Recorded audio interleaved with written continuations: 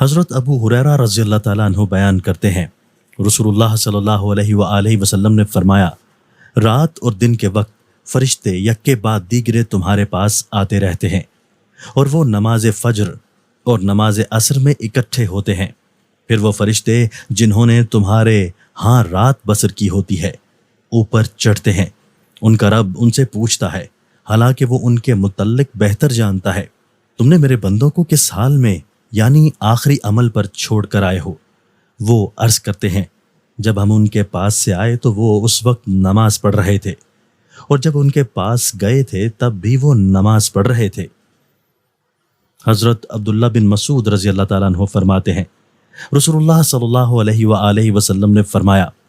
ہمارا رب دو آدمیوں پر خوش ہوتا ہے، ایک وہ شخص جو اپنے نرم و گرم بستر اور اپنے چہیتیوں اور اہل و عیال میں سے اٹھ کر نماز پڑھتا ہے۔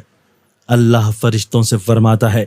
میرے اس بندے کو دیکھو کہ وہ میرے ہاں جو اجر و ثواب ہے اس کی رغبت اور میرے عذاب کے خوف کی وجہ سے اپنے نرم و گرم بستر اور اپنے چہیتیوں اور اہل و عیال سے الگ ہو کر نماز کے لیے اٹھا ہے۔ اور ایک وہ آدمی ہے جو اللہ کی راہ میں جہاد کرتا ہے، تو وہ اپنے ساتھیوں سمیت میدان جنگ سے پیچھے ہٹ جاتا ہے، لیکن پھر یہ جان کر کہ پیچھے ہٹنے پر اسے کیا گناہ ملے گا اور پیش قدمی میں اسے کتنا ثواب ملے گا، تو وہ پلٹ کر آتا ہے حتیٰ کہ اسے شہید کر دیا جاتا ہے۔ تو اللہ فرشتوں سے فرماتا ہے،